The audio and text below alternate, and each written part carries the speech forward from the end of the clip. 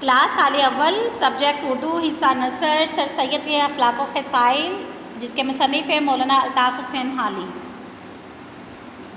بسم اللہ الرحمن الرحیم۔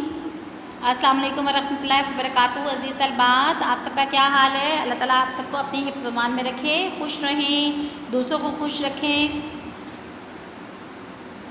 جی عزیز طلباء، جی آپ بتائیں گے مجھے اس میں سے تصویر سر سید کی کون سی ہے؟ الطاف حسین حالی کی؟ جی شاباش۔ ہمارے رائٹ سائڈ پہ کس کی ہے؟ الطاف حسین حالی۔ اور ہمارے لیفٹ سائڈ پہ کس کی ہے؟ سر سید احمد خان کی۔ شاباش جی بیٹا، آج ہم نے صفحہ نمبر 11 میں جو آخری ہمارے 2 پیراگراف رہ گئے تھے، وہاں سے ہم نے اس کا آغاز کرنا ہے سبق سر سید کے اعداد و خصائل، جس کے مصنف کون ہے بیٹا؟ الطاف حسین حالی۔ اس بارے میں بیٹا کیا بتا رہے ہیں کہ سر سید کو ہمیشہ اپنے کنبے کے ساتھ بے حد لگا ہوتا ہے، یعنی کہ انہیں اپنے جو ان کے فیملی ممبر تھے، جو ان کے خاندان کے لوگ تھے، ان سے ان کو بہت جو تھا محبت تھی۔ اور بھائی کی موت کا صدمہ وہ جو تھا ان کو 20 برس نہیں بولا، کیونکہ 20 برس گزر چکے تھے ان کے بھائی کے وفات کو، لیکن وہ ابھی تک نہیں بولے تھے کہ ان کے سامنے اگر ان کے بھتیجے کے منہ سے کبھی بھی باپ کا ذکر نکل آتا تو ان میں سر سید کی حالت جو تھی غیر ہو جاتی تھی۔ اپنی والدہ کے ساتھ ان کی جو تھی ان کی وابستگی بہت زیادہ تھی۔ وہ کہتے کبھی ایسا سنا ہی نہیں جس طرح سے دلی لگاؤ جو تھا ان کے اپنی والدہ کے ساتھ تھا، اور وہ اس میں اپنی جوانی میں اطاعت و فرمانبرداری ان کی بہت زیادہ والدہ کے ساتھ کرتے ہیں، ان کو غصے اور خفگی کو برداشت کرتے تھے، اور اس طرح اپنے بچے بھی اپنے ماں باپ کا کہا نہیں مانتے۔ وہ کہتے ہیں ہم نے کبھی ایسا نہیں سنا یا دیکھا کہ کس طرح سے سر سید جو تھے، اگر ان کی والدہ ان پہ غصے کا اظہار بھی کرتی، لیکن پھر بھی جو تھا سر سید کبھی بھی ایسا نہیں کرتے تھے کہ ان کے ساتھ جو ہے وہ ناراضگی کا اظہار کریں یا کچھ ایسا کریں یا ان سے برا بھلا کہیں کہ میری والدہ ایسی کرتی ہے، نہیں، بلکہ ان کے ساتھ وہ ہمیشہ کیا کرتے تھے؟ فرمانبردار اطاعت کرتے تھے۔ اس کے بعد بیٹا کیا ہے؟ اپنے وطن کے ساتھ ہر شخص کو الفت و محبت ہوتی ہے نا، مواسم کا مطلب انس ہونا۔ اب کہتے ہیں کہ سر سید کو اپنے وطن سے ایک عجیب طرح کی، الگ ہی طرح کی محبت تھی۔ اب وہ بظاہر سر سید نے کہتے ہیں دلی ہمیشہ کے چھوڑ دیا تھا، لیکن ان سے آرٹیکل اور اسپیچ اور لیکچروں میں یا پرائیویٹ خطوں میں جہاں کہیں دلی کا ذکر آ گیا، ان کا دل امڑنے بغیر، یعنی کہ اب دلی جذبات جو تھے وہ ان کو جو تھے وہ اس شہر سے جو محبت تھی ان کے دل میں، اس کو ختم نہ کر سکی۔ جی بیٹا آگے دیکھیں، اگلے میں جو ہے کہ وہ جو برتاؤ سر سید کے دوستوں کے ساتھ تھا، وہ اس زمانے کے دوستوں سے بہت نرالے کے کہتے ہیں بہت انوکھا تھا۔ جہاں تک ان کا حال دیکھا گیا، ان کی خوشی بلکہ ان کی زندگی کا مدار، جو ان کا مرکز جو تھا، صرف 2 چیزیں تھیں، جو ہم نے پہلے بھی بات کی تھی نا، کہ ان کی صرف 2 چیزیں کیا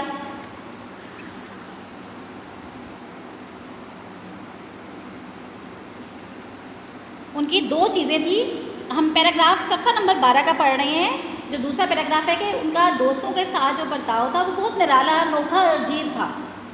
کہتے ہیں کہ ہم نے ان کی زندگی کا محور 2 ہی چیزیں تھیں نا۔ جی بتائیں بیٹا، ہم نے پہلے بھی بات کی ہے۔ جی شاباش، 2 چیزیں تھیں، کون سی تھی؟ کام اور دوسرا دوستوں کی ملاقات، یعنی کام کے بعد جو بھی ان کے پاس وقت بچا تھا وہ کیا کرتے؟ وہ دوستوں کے ساتھ صرف کرتے۔ اس کے بعد دیکھیے بیٹا، نواب موسم علی نے ایک موقع پر سر سید کا ذکر خیر کرتے ہوئے کہا کہ میں نے کسی شخص کی ذات میں اس قدر خوبیاں جمع نہیں دیکھی۔ کہتی میری ان سے پہلی ملاقات 1861 میں ہوئی تھی۔ اس وقت سے آج تک کے بعد بھی ان میں ایسی نہیں دیکھی جس کو برا کہہ سکوں۔ اس شخص سے سچی محبت و وفاداری کی دنیا میں کہیں نہیں ملی، یعنی کہ وفاداری جو ہے دنیا میں وہ نہیں دیکھی میں نے۔ اس کے بعد وہ لکھتے ہیں کہ یہ وجہ کہ نہ بھائی سے اس قدر ہو سکے نہ باپ سے جا سکے، اس شخص سے محبت خدا نے ڈال دی ہے۔ اب وہ کہتے ہیں اپنا بتا رہی ہے نا کہ میں نے اس کے ساتھ جو ہے اتنی محبت مجھے نہیں لگتا میرے میں کہاں سے آئی۔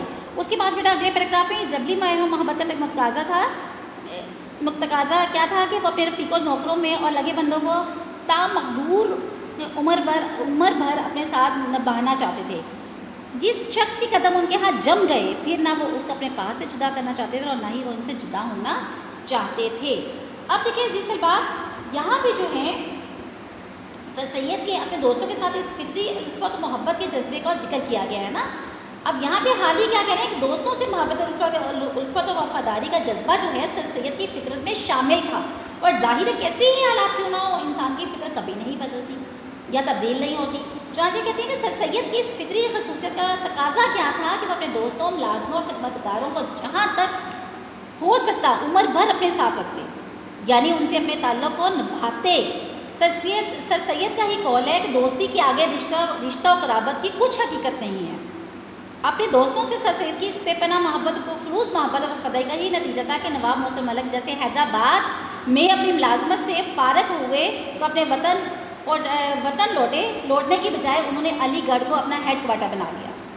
ان کا کہنا کیا تھا کہ نہ بھائی سے اس قدر ہو سکی اور نہ باپ سے جیسی کہ اس شخص کی محبت خدا نے ڈال دی ہے. ابھی کس نے الفاظ کہتے ہیں؟ نواب محسن ملک نے گئے تھے. اب یہی وجہ بیٹا اس بات کی جو عبارت میں بات کی جا رہی ہے کہ یہ وجہ کہ جو شخص ایک بار سر سید کے ہاں آ گیا پھر وہ کیا ہو گیا، پھر وہ وہیں کا ہو رہا. ٹھیک ہے. اس کے اگلے پیراگراف میں بیٹا کہ سیر چشمی اور فراغ حوصلگی سر سید کے خاص اور صاف میں سے تھے. انہیں اپنی کمائی سے نہ کبھی مال جمع کرنے کا ارادہ کیا اور نہ ہی اولاد کے لیے کوئی جائیداد خریدی، بلکہ جو کچھ کمایا اس کو اپنا جو کمایا اس کو یا اپنی ضرورت، آسائش اور سچی عزت اور نیک نامی کے ذرائع میں صرف کیا. اب دیکھیں یہاں پہ بیٹا، یہاں پہ عزیز طلبات اب یہاں پہ جو بات کر رہے ہیں کہ یہاں ان کی جو سر سید میں جو اخلاق و کردار کی جہاں بہت سی خوبیاں پائی جاتی ہیں وہاں ان کی کیا چیز تھی؟ جی شاباش، قناعت پسندی کی خوبی بھی تھی. دیکھیں قناعت جو ہے ایک بہت بڑی نعمت ہے بیٹا. اس سے انسان دنیاوی لالچ سے، حسد سے اور دوسری بہت سی اخلاقی بیماریوں سے بچا رہتا ہے. اور سر سید نے تو اپنی ملازمت کا آغاز معمولی تنخواہ سے کیا. وہ حج کے عہدے سے، وہ دیکھیں وہ جج کے عہدے سے ریٹائر ہوئے، لیکن اچھے اور برے دونوں طرح کے حالات میں انہوں نے کیا ہے زیادہ حوث نہ کی اور ہمیشہ اپنی حالت پر مطمئن اور اللہ کے شکر گزار رہے. عزیز علماء دیکھیں جس کام کو کرنے کی لہر ان کے دل میں اٹھتی تھی نا، اس پر وہ بے دریغ روپیہ صرف کر دیا کرتے تھے. کسی کتاب کی ضرورت ہوتی تو اس کے لیے انہیں خواہ کتنی رقم کیوں نہ ادا کرنی پڑے وہ اسے خریدتے رہتے تھے.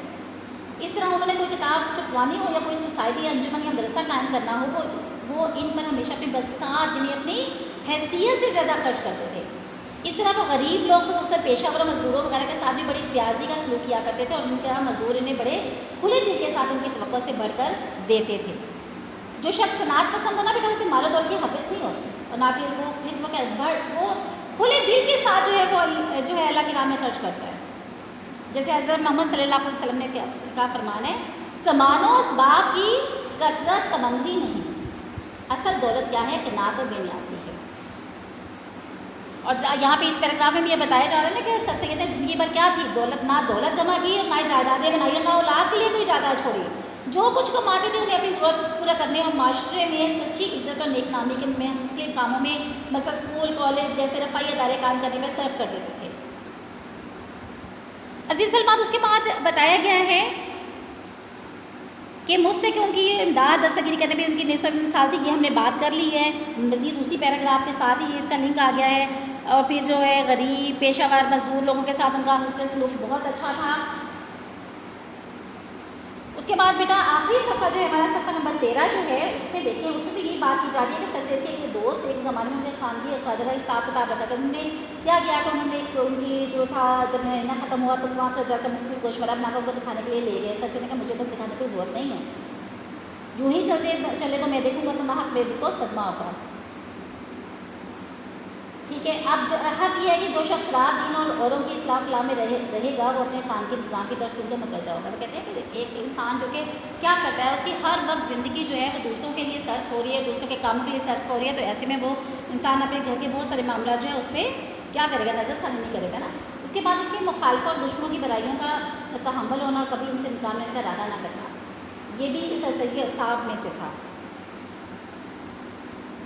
کہ یہ جو کیا کرتے تھے کہ کبھی بھی ایسا نہیں. دیکھیں معاشرے میں عزیز طلبات ایسا ہوتا ہے، جب آپ ایک معاشرے میں رہتے تھے آپ کے ساتھ اچھے لوگ بھی ہوتے ہیں اور آپ کے ساتھ برے لوگ بھی ہوتے ہیں.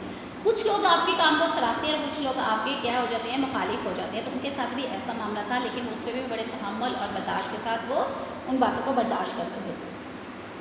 جی. اس کے بعد سر سید کو اس وجہ سے کہ وہ مسلمان کی دنیاوی ترقی کے لیے کوشش کرتے تھے، عمرہ سے ملتے تھے. اور اس کے بعد بیٹا جو ہے جو شخص اپنے فرائض کے سوا جن کو وہ اپنے اوپر لازم سمجھتا تھا در حقیقت کسی چیز سے تعلق نہ رکھتا تھا، باوجود وہ قطعی مایوسی کا جو اس کو مسلمان کی طرف سے تھی اور وہ جس کو وہ اکثر پرائیویٹ صحبتوں میں بھی نہایت افسوس کے ساتھ کہا کرتے تھے. دیکھیں یہاں پہ سر سید احمد خان کے بارے میں جو ہے دل میں قوم کی بھلائی کا خیال اور قومی ہمدردی کا جوش زیادہ تر دلی کی تباہی اور بربادی نے پیدا کیا.